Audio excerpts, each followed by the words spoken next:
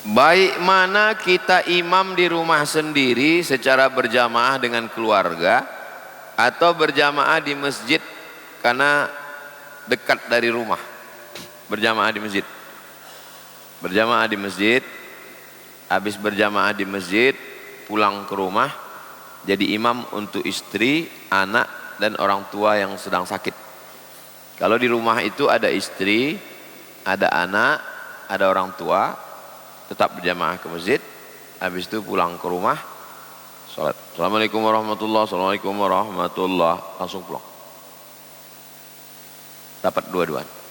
Tapi tadi udah sholat di masjid, ya. Sholat yang di rumah itu sholat apa namanya?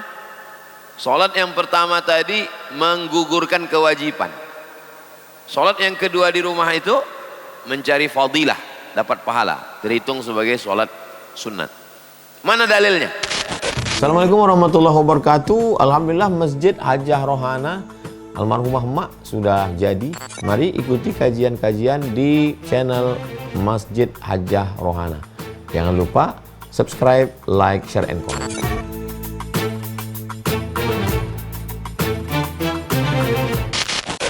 Mana dalilnya? Dalilnya sahabat Nabi sholat dengan Nabi, selesai itu Nabi pulang. Selesai Nabi pulang, dia duduk. Pas dia sedang duduk, datang orang kampungnya. Kami belum sholat, kata orang kampung. Kalau jadi imam karena kau sahabat Nabi, dekat dengan Nabi. Dia sholat sekali lagi. Berarti dia sholat dua kali. Satu dia sholat dengan Nabi, satu dia sholat sekali lagi. Ini juga dijadikan dalil dalam mazhab Syafi'i. Boleh orang imamnya sholat sunat, makmumnya sholat wajib. Dalam mazhab Maliki tak boleh. Karena kata Imam Malik nggak ada hadisnya. Nggak ada hadisnya Nabi sholat sunat, makmumnya sholat wajib. Mazhab Syafi'i dapat. Imam Syafi'i dapatnya hadis itu. Mana? Karena sahabat Nabi tadi, waktu dia dengan Nabi sholat wajib. Setelah Nabi pulang, dia di masjid itu sholat yang kedua terhitung sebagai sholat sunat. Masuk kita ke masjid, ada orang sholat sunat, kita ikut di belakang. Allahu Akbar. Selesai salam dia bilang, saya tadi ba'diyah pak, katanya. Gak masalah. Apa masalahnya rupanya? Kau aja yang gak tahu.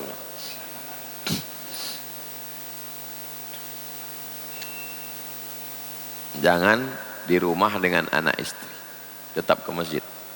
Kalau begini pemahamannya nanti mati masjid nih, nggak ada orang sholat di masjid. Saya bersuami tidak mampu menafkahi rumah tangga. Alhamdulillah saya sebagai istri bisa menafkahi rumah tangga dan hobi-hobi suami. Wah, betuahnya kawan. Udahlah dia mengasih makan, hobi.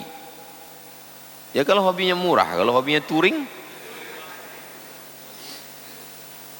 Saya menuntut komitmen kepada suami untuk bisa saling jaga hati, agar tetap waras.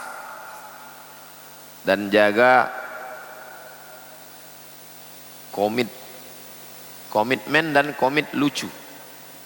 Apakah saya berdosa dengan tuntutan ini? Suami itu mengasih 5. Wajib suami mengasih 5. Yang pertama ngasih makan, yang kedua ngasih pakaian, yang ketiga ngasih tempat tinggal, yang keempat ngasih pendidikan, yang kelima ngasih perhatian. Ini semua laki-laki ini 5 kewajiban kita kasih ke istri. Kalau usaha kita lagi seret, duit tak ada, kita bilang ke istri kita, aku belum bisa ngasih kau makan, belum bisa membelikan kau pakaian, belum bisa ngasih kau tempat yang layak, belum bisa mengasih kau pendidikan. Hanya sekedar perhatian aja lah, nengok-nengok kau aja lah. Jadi untuk belanja bulan ini, ku pinjam duit kau. Akadnya minjam.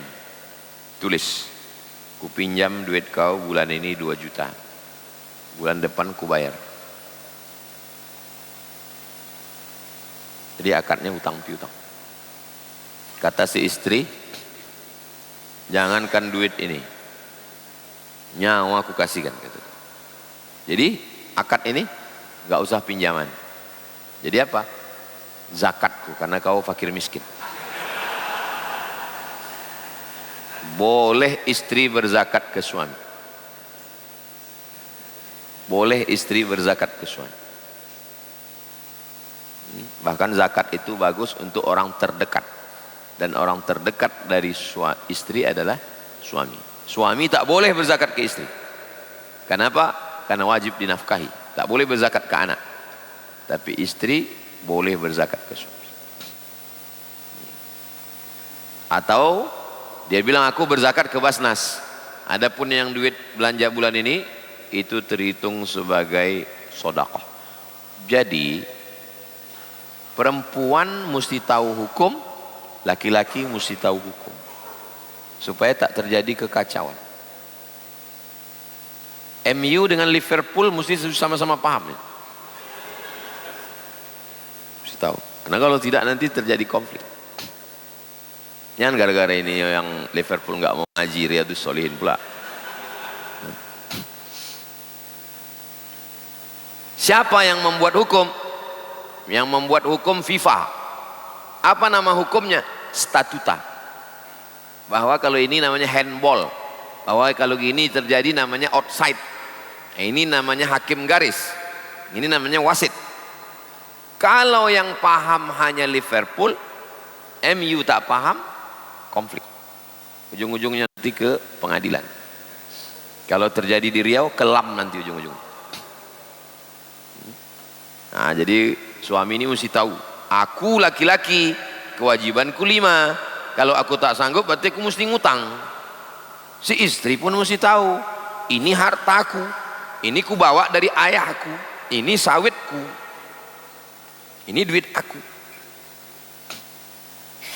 Kalau suamiku minta, harus jelas. Jangan mau anak perempuan kita dibodohi laki-laki. Aku suamimu, semua duit kau duit aku, karena kita udah berumah tangga. Sorgamu di bawah tapak kakiku. Itu kan pembodohan.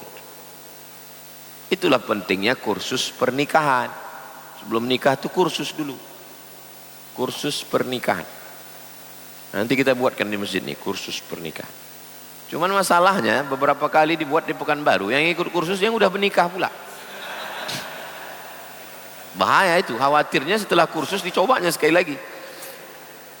Masjid Hajah Rohana. Jangan lupa subscribe, like, share, and comment.